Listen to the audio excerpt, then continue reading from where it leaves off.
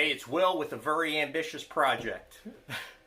This was a tough one. So today I'm talking about my overall ham radio experience from a new operator's perspective and a review of the equipment that I selected.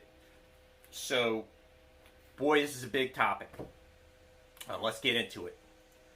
We'll start off with my objectives with ham radio. I don't want to get too far into the weeds, but basically my objective with ham radio was that I was interested in being able to communicate with my family or gather information from my region or outside my region completely independent of any type of infrastructure. So all I need is a battery and my radio, and I could talk to my family or people really anywhere in the world, and I don't need cell phone towers to be working. I don't need internet connections to be working. I don't need my opinions to be filtered by Google or YouTube or anything else. I'm going to get completely raw information from anywhere I want to talk to. So that was my objective. Everybody's different. A lot of people get into it as just purely a hobby or strictly for disaster purposes. Whatever your objective is, that was mine. So in order to achieve that, I chose to go through the licensing process. So in America, if you want to operate on ham radio, you got to get a license. The licensing process took me about 2 months, and that involves studying roughly every night for about an hour. I went to hamradioprep.com, just signed up for that, and I had to take 2 separate tests with the FCC at the end of that 2-month period in order to achieve the license level that I wanted to get in order to be able to communicate on ham radio. The FCC licensing process ran me less than $100. And like I say, about an hour a night for 2 months to get where I'm at. Kind of like doing homework. After you get home from your job or whatever, you get home from school, you do like an hour's worth of homework. It was kind of like that. Not terribly difficult, but honestly, my opinion on the licensing process is that it's ridiculous. It's the equivalent of trying to get a driver's license and the government making you learn the intricate details of how the electrical system in your car works. Like, it's way too in-depth for somebody that just wants to operate a radio. Ham radio guys they're probably fuming right now that I said that. A lot of these guys feel like you need to know more and able to be able to talk on the radio, but whatever. So that was the licensing. By the end of the 2 months, I had my ham general level license, which enabled me to operate on high frequency and VHF, UHF. So it's a lot of talk. This whole video is going to be talk. But what that means basically for ham radio is broken up into 2 categories. There's long distance communication, which is done on high frequency, and then there's local communication, which is done on UHF and VHF.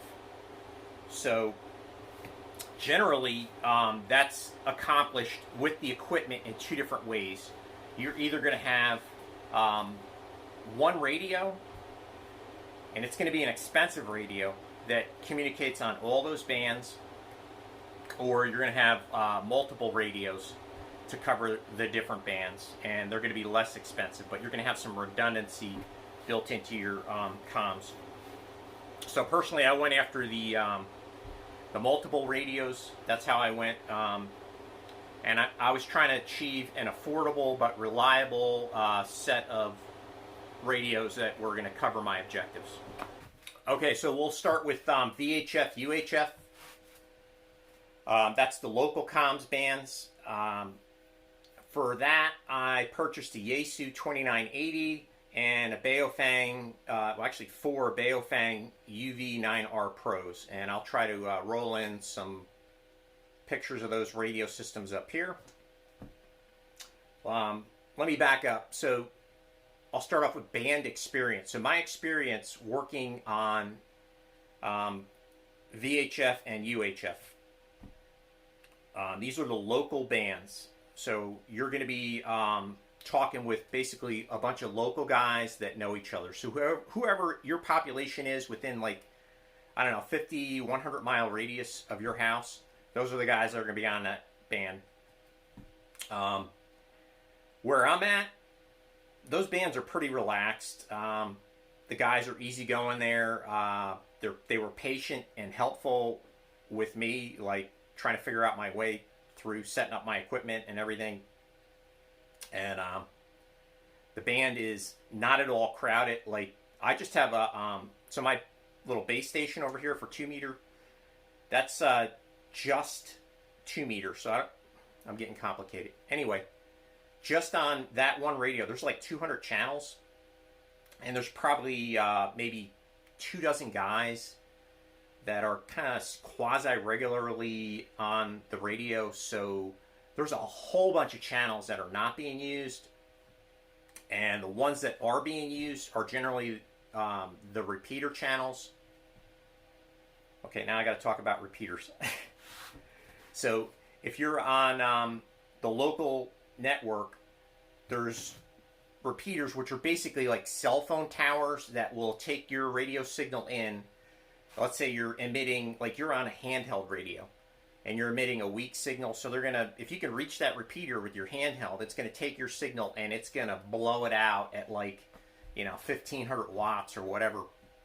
It's going to blow that signal out over probably 60 miles, 100 miles. And it's a free service. So a lot of guys will use the repeaters because you can have a relatively cheap radio and reach huge distances for a local frequency. So most of the guys are going to be on those repeater frequencies. Like, my overall opinion of repeaters is that they're useful and they're fun to play around with when everything's working right. But I think if there's any kind of trouble where you would genuinely need to use a ham radio for communications, only one person at a time can talk on those repeaters, and those things are going to just be plugged up just like a cell phone tower would be after 9/11 or whatever. Like, it's going to be unusable. And then if there's a power outage, it's really questionable whether or not the repeater in your area is going to work, because some of them have backups, some of them don't. And then, of course, you don't know how much of a priority keeping that repeater running is going to be for the guy that's in charge of it in a disaster or a situation where there's no power. He's probably worried about power in his house. He doesn't care about, the repeater's not a priority for him. Anyway, so I don't like to depend on repeaters, but they're nice. So that's my opinion of repeaters and 2 meter or VHF, UHF local communications. The radio itself that I picked, it was a Xiegu 2980. All in, I'm probably $200 for that. And that's 80 watts of power. I have a magnetic mounted antenna on the metal roof of my shop that I'm in right now. And it's a good radio. So far it's been simple but effective, really solid build. I've talked to people on that without even using a repeater. I've talked to people 60 miles away with a good clear line of sight. 60 miles. So mission accomplished with that thing. That thing's perfect. I would definitely recommend it. For portable comms, so handheld like a walkie-talkie, I went with Baofeng UV-9R Pros. I had a couple of UV-5Rs. So these are popular, affordable walkie-talkies that work on ham radio frequencies. I started with the 5Rs many years ago, just kind of dabbling with ham radio before I had my license. And they're good radios.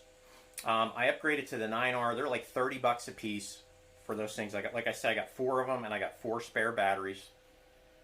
And I upgraded because what really got me was they're water resistant. It's supposed to be IP67 rated. I've watched videos on YouTube where they actually submerge these things, and they are not waterproof.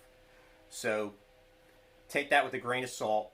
Water resistant, Probably do better than the UV-5R. So, you know, the whole point of a portable in a disaster is you're probably going to be out there in the rain. Or, you know, it rains all the time, right? I mean, even if it's not a disaster, right? You're operating in the rain, your portable needs to be kind of quasi-waterproof. So that drew me to that radio. I can't really attest to its waterproofness so far, but hopefully it's better than nothing. And then another big feature, I didn't really think about it when I ordered it, but the batteries on that system are USB-C rechargeable. So what that means is I don't need to drop that radio into a recharging cradle that's plugged into 110 DC. I can charge that radio while I'm driving my car off my USB port in my car. And USB-Cs are very common, so the cradles are not. So in other words, if the cradle goes bad, you can't charge your radio. USB-Cs, if the cord goes bad, throw it in the garbage. I got like 20 more in my drawer somewhere.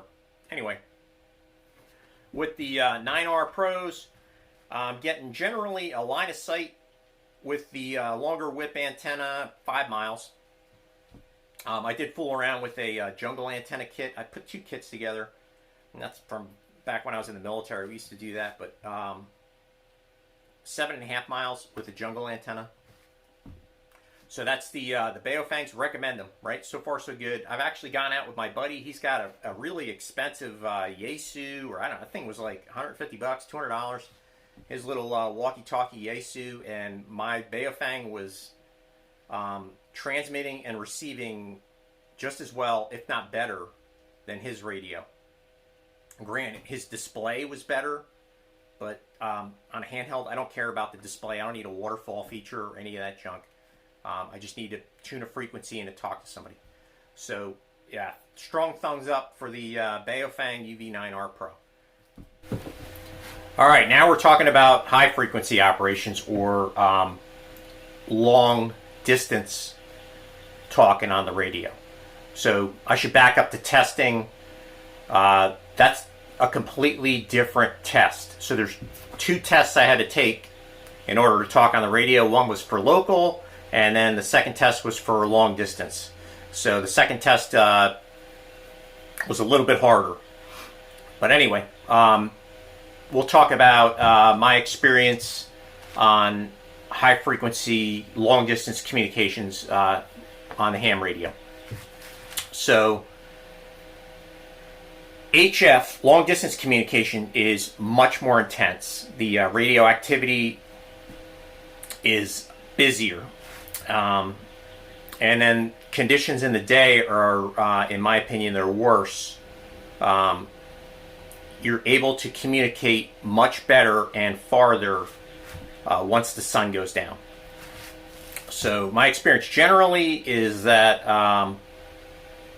long distance communications on ham radio is completely dominated by dudes with high power rigs. So their signal that they're putting out is going to be crystal clear and very strong, which tends to attract all the other ham operators like bees to honey. And you're not going to be able to get into that conversation without a lot of difficulty. There's a lot more traffic on long distance communication HF when the conditions allow it. Within America, I would say that most of the ham operators are probably older white guys. You do hear an occasional minority on the air. And generally, their conversations are one of 3 things that you're going to hear on your radio. They're either talking about their actual radio and antenna setup. That's a huge topic of conversation, along with a quality of transmission report exchanged. They're going to be talking about the weather, or they're going to be talking about current events. Generally, it's frowned upon to talk about current events on the air, but that's what they do. Right now we're in an election cycle, so it's a lot of talk about politics. All right, so now I'm going to get into my HF radio that I chose. I picked a Xiegu G90. So this is a $500, you know, with the tax included and everything, $500 20 watt high frequency radio. And I got to talk about the antenna. I'm sorry I got to geek out, but dudes need to know this as soon as you bring up the radio. So I'm using a 40 to 10 meter end-fed half-wave antenna that came pre-tuned, and I hung that about 25 feet off the ground on the far end, and the other side is kind of like on the ground. So the cost. So the antenna I bought was like around $100. The coax cable for both radios was probably another $60. Altogether, with my entire radio setup, the walkie-talkies, the local comm base station, and the high-frequency radio right here, I'm out about $1,000. My experience with that Xiegu G90 so far has been alright. I mean, here's the deal. Long distance comms are expensive. As soon as you get into anything high frequency, yeah. So, I am meeting my objective, which is being able to communicate regionally or, you know, long distance with this radio. But honestly, it's kind of frustrating. I'm just barely meeting that objective. And that's because this radio is only 20 watts. So the majority of guys that are operating on high frequency are going to be operating at least 100 watts, some of them up to 1500. So the power is definitely lacking on this radio. And what that translates to is when I'm trying to talk to somebody, I'm in Tennessee, so if I'm trying to talk to somebody in, I don't know, New York, Florida, whatever, that they're really going to be struggling to hear what I'm saying. I'm going to have to repeat myself over and over again, spell things phonetically, and it just makes the conversation goofy. And then a lot of times I'm just going to get run over. Like, basically me talking on this radio on high frequency is the equivalent of driving a moped on the interstate. So there's dudes out there with more powerful rigs, and they're just going to step on you. Like, and a lot of people are, they're just going to ignore your conversation because you're almost inaudible to them, so they don't even want to bother. Like, they're going to go to a station that's coming in clear. So it's been frustrating. It is doable. I actually ended up ordering an amp for this radio, a cheap amplifier, 100-watt amplifier. So we're going to see if that helps. But that was $200. So now my $500 radio is $700, and I'm almost getting to the point where I could have just bought a better radio. But that's high frequency for me so far. It's been an exercise in frustration. When it works, it's like super fulfilling. You're elated. Hey, I just made contact with a guy in New Orleans, and I had a clear conversation with him. It's a miracle. But a lot of times it's a struggle, and it's because of that 20-watt output. So that's an honest review of my ham radio experience so far. Hopefully it improves with this Xiegu once I get the amplifier in. Again, though, if I could go back in time, I probably would have just saved up and got a more powerful radio. I do have to say the feature set on this radio is awesome. It's got an antenna tuner built into it. The waterfall display is phenomenally helpful. And if I would have gone with a $750 budget HF radio that had more power, I would have foregone a lot of those features that make this thing easier to use. The headphones I got have helped with reception. Again, though, I think that if you buy a more expensive radio, I think the reception is just going to be a little bit better. You're going to be able to hear a little bit better, and that makes a big difference when you're trying to talk to somebody in California or whatever. So, in conclusion, with the long distance comms, the Xiegu G90, it is doable. I get better luck sometimes than others with it, but it's been frustrating so far Frustrating is really the best word to describe my experience with this radio. That's where I'm at. Hope the video was helpful to you guys. If it was, don't forget to thumbs up and subscribe. And I know there was a lot of talk in this video, and it's just my face, kind of boring. But I felt like it was worthwhile putting it out for new hams or people that are looking at this equipment that I purchased. Anyway, you guys have a good one. Thanks for watching.